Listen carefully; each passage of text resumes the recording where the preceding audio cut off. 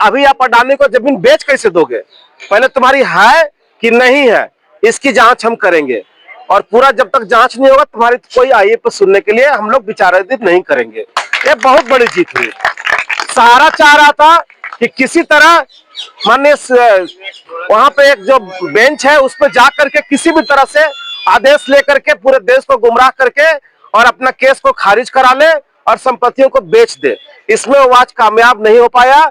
इसलिए नहीं हो पाया कि आपका मेहनत, आपका एकजुटता, आपका आज जो लगन था, जिस प्रकार आपने सुप्रीम कोर्ट में आकर के अपने आप को वहां उपस्थिति दर्ज कराए बिना कोई वायलेंस किए हुए, केवल हम लोग विनती करते रहे कि साहब हम लोग बहुत पीड़ित हैं, आज ये बहुत काम आया। सहारा के जितने भी टॉप क्लास का डायरेक्टर हैं, ओपी श्रीवास्तव, सपना राय, उसके दोनों कुपुत्र, इस सब को जेल के सलाखों के पीछे भेजना है।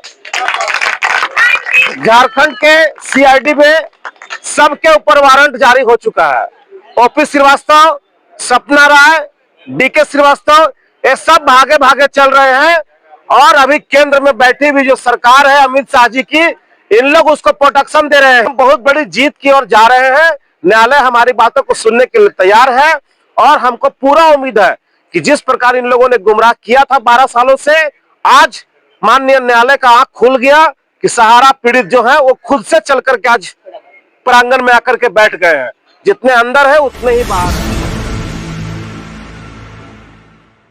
तो ये हमारे लिए बहुत खुशी की बात है कि आज जिस प्रकार हम लोगों ने अपनी एकता का परिचय दिया और देश के विभिन्न कोनों से सहारा पीड़ित आए हुए थे और सब लोगों ने जिस तरह से सुप्रीम कोर्ट में अपनी उपस्थिति दर्ज कराई, ये बहुत काबिले तारीफ है। हम धन्यवाद देते हैं हमारे बड़े भाई रमेश भाई और हमारे मदन लाल आजाद जी। आज इन दोनों के सहयोग से एक बहुत बड़ा काम हुआ है, बहुत बड़ा काम हुआ है। आज हम सहारा पीड़ित विश्व भारती के लोग माननीय सुप्रीम कोर्ट के अंदर थे, अच्छी संख्या में थे, लेकिन रमेश भाई और मदन लाल आजाद जी ने अपने अपने संगठन के लोगों को बुला करके बाहर में ये लोग डेरा डाले हुए रहे।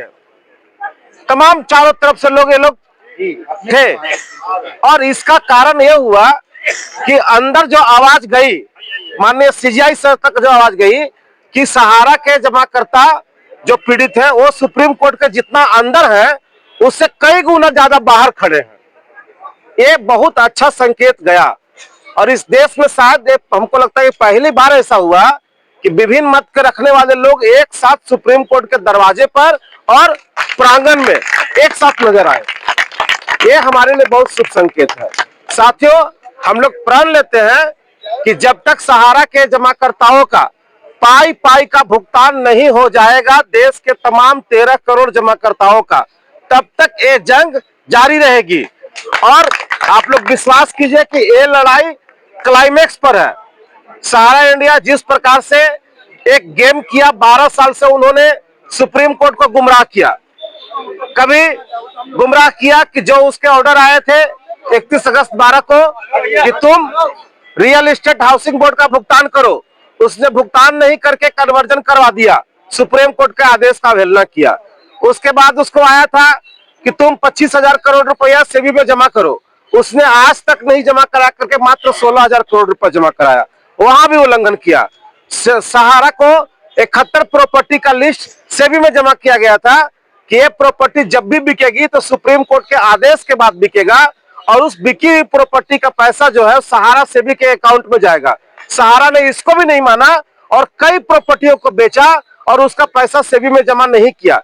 इसके लिए हम लोगों ने सीआईडी रांची में क्रिमिनल केस किया है सहारा के अधिकारियों पर और अलग से क्रिमिनल केस किया है जो अलग है। और उसके बाद लगातार ये सुप्रीम कोर्ट को गुमराह करते रहे और अवहेलना करते रहे आदेशों का।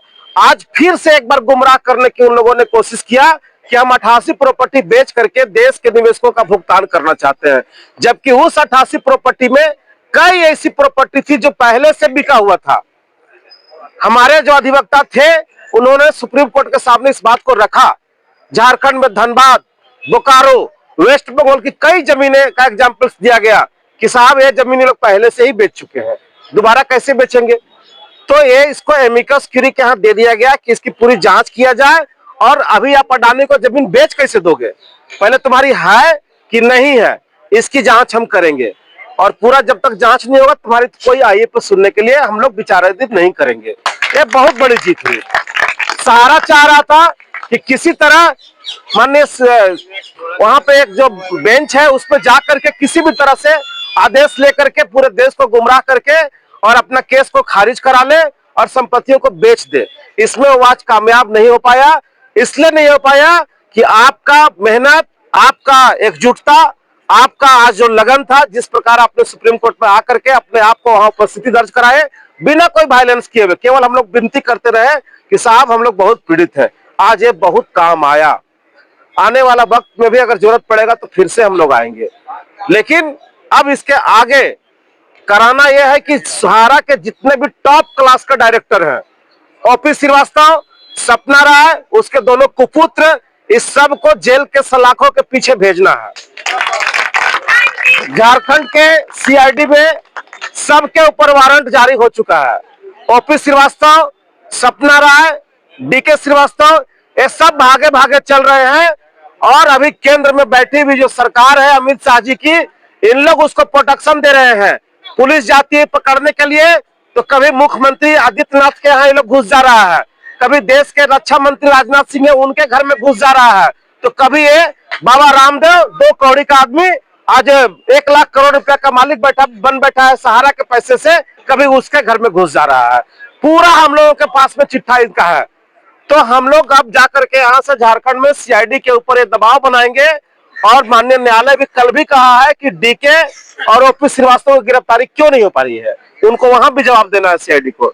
तो हमारा पहला कोशिश है कि इन तमाम अधिकारियों को पहले हम लोग जेल भेजवा दें, ताकि जितना देर बाहर रहेंगे उतना देर इस केस को प्रभावित करेंगे। दूसरा कि हम लोगों का जो मैटर लगा हुआ था सुप्रीम कोर्ट में विश्व भारती की तरफ से फरवरी 2024 से लगा हुआ है और हमारा सहारा से भी कंटेम्प्ट केस के साथ में लगा हुआ है। उस केस को हम लोग अब सुनवाई कराने के लिए माननीय सुप्रीम कोर्ट से गुहार लगाने के लिए जा रहे हैं।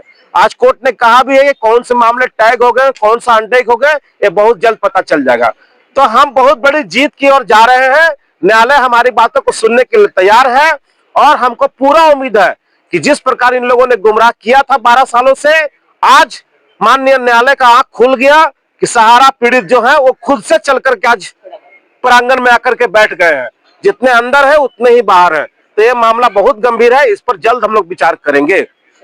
तो बहुत धन्यवाद साथियों, हमारे साथ बहुत सारे साथी आए हैं।